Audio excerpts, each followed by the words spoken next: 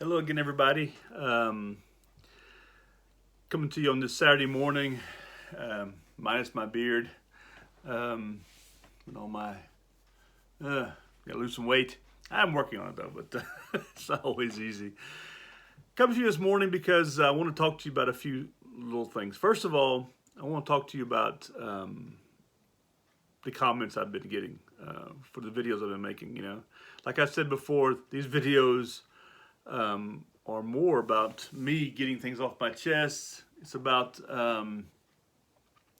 it's like a therapy, and I decided to go this route because this can do a couple of things. Number one, it's like a testimony. When you do it this way, and it's getting out to everybody, it's like basically you're handing it off, and it's sort of like it's really therapeutic to be able just to say things sometimes, um, and I enjoy telling my little stories, that kind of stuff, and I know that some of them are quite short, um, and some of them sort of get off in different directions sometimes, but yeah, they're mostly therapeutic for me, getting things off my chest and just getting it out there, and for all to see and all to hear. And second thing is also second the reason I do this because it's sort of like this is for my kids and their kids. If they are ever interested in, I wish I had videos like this from my dad. I have a video the other day. My father passed away 5 years ago from he'd had complications after medical treatment, which caused him to have a heart. His heart gave out on him, and it happened very quickly. And I'll talk about it in another video. But he passed away 5 years ago, and there's a video my brother made when my kids were the last time they were in the States with my father. Um, they traveled down to New Orleans and visited all the southern part of Louisiana, different plantations and different haunted houses and Bourbon Street and all this kind of stuff. And it was a really big family thing. My brother went with his kids, and my nephew was there, my other brother's son, and my mom and my dad, and my sister Kayla, and they had such a blast, And my brother put this video out, and it was just fantastic getting to see it. But if you knew my dad, you see him in the background moving up down the street, and he would do some funny stuff. I mean, he would just, you know, it was having a good time, and making the best of it, and um, but and my brother Paul, he did he spoke to my grandfather, my grandpa. Um, Grandpa Richards, Owen Richards, one time discussing his time during the Second World War.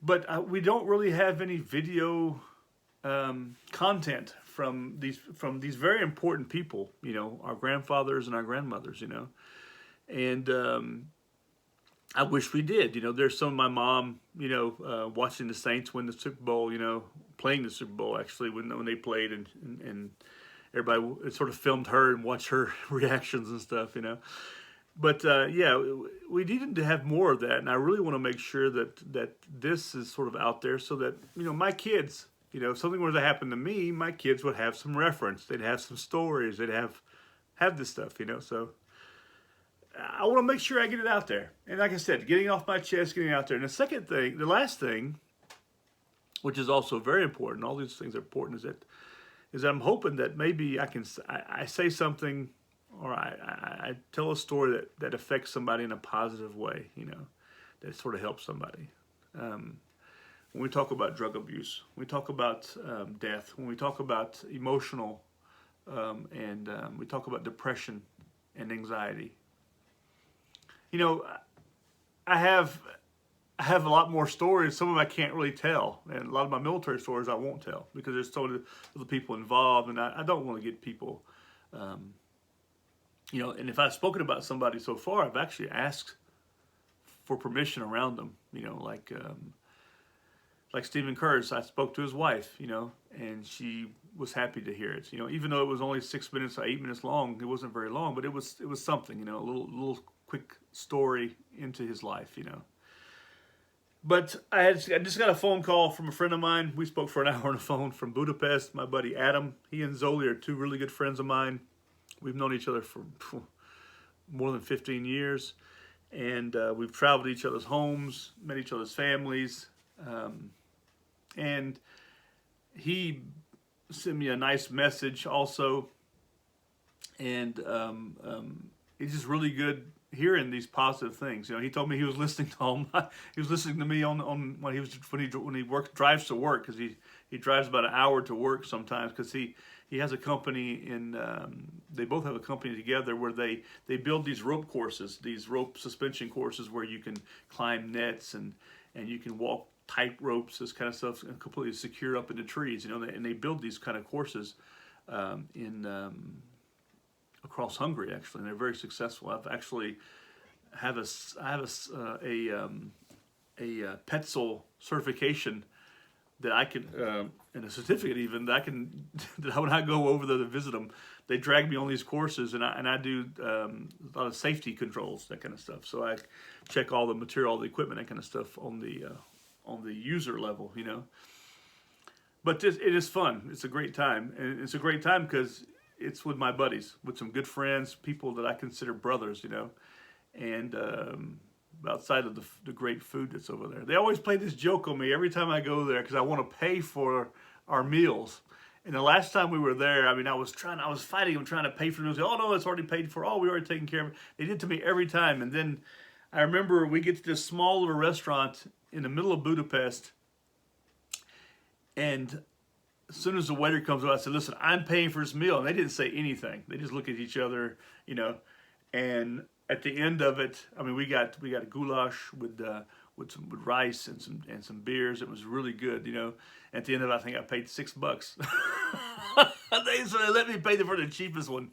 They're always doing this to me. But this video that I'm making today is because of that conversation. It brought back the realization that, you know, we have friends out there, and it's important that we stay in contact with them, because it's good for our mental health, but it's also good for our spiritual health and our confidence, and just knowing that there's somebody out there that we can always contact, always call, and reach out to, and just, even if it's just to cry on the shoulder, you know. Make sure you keep in those contacts, especially right now with COVID going on. We tended to sort of, you know, go off in different directions, or we're sort of, you know, hidden up at home. I know that I myself, although I'm a very extroverted person, I tend to stick to myself. You know, I tend to stay alone quite often. You know, not because I don't like people, but I tend to avoid confrontation, and I don't want to, you know, get involved with a lot of problems that are out there. This kind of stuff. People on an individual level, they doing, because people do stupid stuff like, you know, road rage. We were discussing that also. He and I were, but it's important that we maintain that contact with our friends and our family, and with people in general. You know. Right now, people are turning into social. I mean, right now, our kids are already social problems. They have so many social problems because they don't know how to speak to one another. I mean, look at a dating app is a good example. I mean, you go on a dating app, and it's all through the app, you know. And so you're sitting there and you're swiping left and right, you know, for whom you may like and may not like, without ever speaking to that person, and that person, and you never get a comment back or anything. It's just. They made safe something that doesn't need to be safe, okay? Because when you go to a bar and you meet somebody, you meet them, you talk to them, you know. Back when I was growing up, if a girl told you to go screw yourself, you moved off and you did something else, you know. But if she gave you a minute of her time and you spoke to her, you talked to her, you made the best of it, you know. And if you were successful, great. If you weren't, okay, you move on, you know, with life, you know. And the same with women when it comes, I get, you know, from their direction. But it's made, you know, I was on the train one day, and there were these two girls on the train, and they were laughing and just having a merry old time. And I looked and I saw they were on their phones in front of one another, and they were actually in a conversation with each other, but also with other girls. You know, they were all speaking, talking, you know, writing text to each other and laughing, this kind of stuff. You know, it's good that you have this ability to do that in this day. You know, but it's also so much better to have that face to face, get to know one another, forced to open your mouth and say something. You know, and get out of your comfort zone. It's so much better on a social level. Your kids need to be in school. Your kids need to have that. Even if you're homeschooled, get those kids with other homeschooled kids. You know, I totally agree with homeschooling. I understand, because right now in our society, we have there's this push to just to leftitize everything. You know, and it's making, we got a whole generation. That's something else we were talking about this morning. I mean, you know, you raise your kids, you know, and you don't raise them to be machos, your sons, but you raise them to be nice to people, but at the same time know when it's time to be unnice, you know, to care, but it also is it's important to also understand that sometimes you just have to be you know, a little tougher, you know. And right now we have, especially my generation, has raised a bunch of beta males, you know, a bunch of boys who first of all, they don't know how to be men, and then they meet these girls nowadays who you know, who don't want to, you know, who put them down, talk about toxic masculinity, all this kind of stuff. Well, I'm sorry, masculinity is what built this world, okay? But guess what? It didn't build it by itself. It had to have strong women also. So this masculinity also coming from the female side also. You know, it just didn't happen. Of course, we're more civilized now, so we say, but we don't act very civilized, you know, because it's not very civil what we're doing, especially to one another and especially to our society. In this situation, we need to continue talking to one another. We need to continue showing our understanding and being mindful that not everybody. And so I spoke to my son. My son works in a grocery store part-time while he's going to university, and he tells me about these people that come in that just drive him crazy, you know. And I said, listen, you don't know what's happening there, what's going on in their life.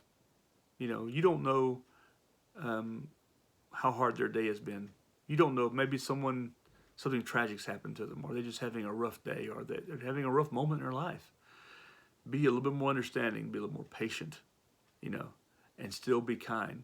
A smile is contagious, okay? And it's important to continue smiling and being nice to people. You know, you don't have to put someone down, you know, by doing that. You know, you don't have to win the day. I mean, look, like I said, you know, we do things out of the kindness of our hearts. We do things that are meant to be done right, and not because we need a pat on the back, but because it just needs to be done. And it needs to be taught that way, you know. And I know in the line of work that I do, I have a lot of customer contact, and I always try to treat people as people, you know, and be kind to them, you know, because you just don't know. You just don't know, you know. Of course, people aren't all going to reciprocate that, but still, that doesn't matter, you know. If they, you know, if it's just another day, you know. And I think that if you show a little understanding to people, they'll appreciate that in the long run. I know I do. I mean, if you go in, you need some help for something, and you speak to somebody, it's nice that they're nice to you, you know, and they're helpful, and they're willing to help, and they want to help, you know. It's not just their job; it's something they do because they think that needs to be done. And we have a lot of situations where people just aren't willing to help other people because they don't want to be bothered, or it doesn't. They just, you know, they're lazy, or they're just not nice themselves.